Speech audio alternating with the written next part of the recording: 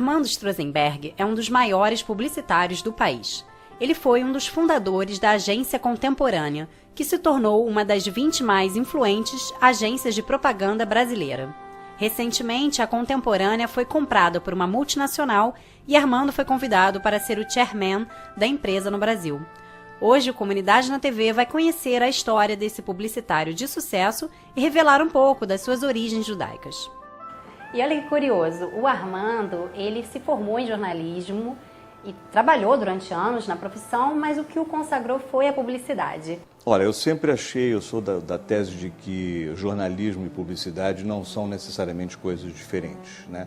Eu diria que, resumindo muito, o jornalismo, né, informa e a publicidade persuade, ou seja, convence, né? Então, talvez a pequena diferença que existe entre um e outro é acrescentar um adjetivo à informação. A agência sempre teve muito essa curiosidade assim, de trabalhar muito essa questão do humor, a questão muito também do dia a dia, da oportunidade. A gente sempre trabalhou muito campanhas muito voltadas em cima dos acontecimentos.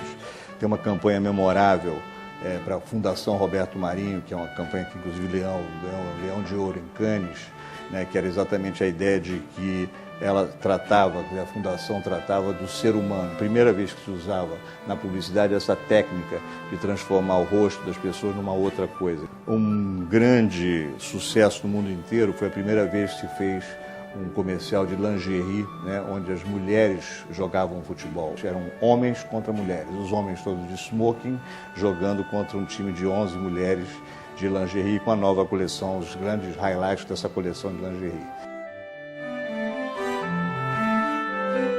Publicidade não é só criação, né? Porque a criação é aquilo que o consumidor vê, o telespectador vê. E muita gente se decide para fazer, eu quero fazer publicidade, inclusive você sabe que a publicidade hoje está entre as 3 ou 4 relações candidato-vaga mais dramáticas da universidade brasileira, né? Quer dizer, já ultrapassou a engenharia, para você ter uma ideia. Então, por que isso? Esse fenômeno tem uma explicação. É exatamente, eu acho, que é essa sedução, né, que de alguma forma o nosso trabalho, né, visto na sua ponta final, né, acha que a publicidade é exatamente aquilo, que é fazer uma delícia, fazer um filminho de 30 segundos, ou fazer um belo anúncio, ou uma coisa hoje de internet, né, que tem milhares de coisas postadas muito interessantes e tal. É isso também. Agora, para isso você precisa ter, respondendo objetivamente a tua pergunta, eu acho que a curiosidade é fundamental, acho que a questão de você entender esse fenômeno como uma coisa responsável, você tem que entender que você não é uma brincadeira, é um assunto que você está mexendo realmente com todos os sentimentos das pessoas, né?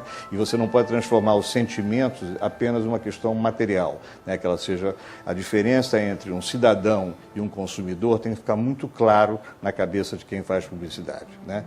Então, enquanto você conseguir fazer essas duas pessoas essas duas identidades ficarem separadas, você certamente tem boas condições de virar um bom publicitário. Eu estudei no Rio de Janeiro. Eu vim estudar no Max Nordau, que era um colégio muito bacana que existe até hoje, né? Me dei muito bem, fundido hoje com Eliezer Steinberg, né? E depois estudei no Liesing até o final do ginásio, que se chamava na época. E naquela ocasião, com o falecimento da minha mãe, eu me mudei para os Estados Unidos, onde eu tive a oportunidade também de estudar numa escola judaica em Nova York, interessante, chamava-se Yeshiva University, que era um nome que ainda existe até hoje.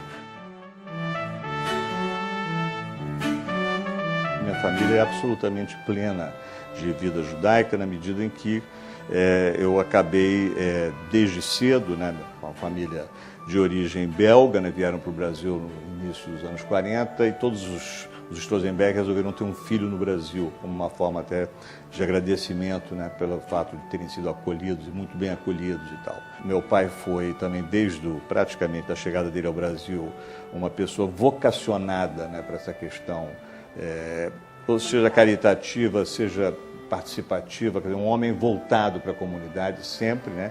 Ele foi o criador de um colégio que começou em Copacabana, chamado Barilã, pouca gente sabe disso, hoje é um colégio com quase 1000 alunos, né? Mas e depois então ele doou, né, conta dele o terreno e a casa onde foi construída a evolução do colégio na Rua Pompeu Loureiro.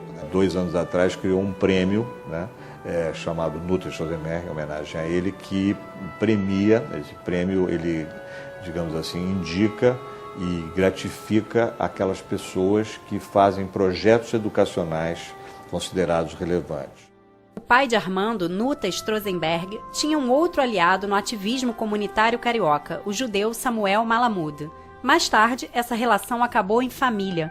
Armando conheceu por acaso a filha do Samuel, a antropóloga Ilana Strosenberg, e casaram-se anos depois. Bom, Armando, eu quero te agradecer por essa entrevista e desejar tudo de bom e mais sucesso, se possível. Olha, realmente eu não posso reclamar, né, de falta de sucesso, mas ter no currículo a oportunidade de sempre conversar com o pessoal da comunidade é uma coisa que sempre tem lugar. Então, vocês são sempre muito bem-vindos e o que me agrada muito no trabalho que vocês desenvolvem é exatamente essa capacidade que vocês têm de capilarizar, de fazer com que mais e mais pessoas da comunidade conheçam, né, o que outras pessoas fizeram antes e outros farão muito depois.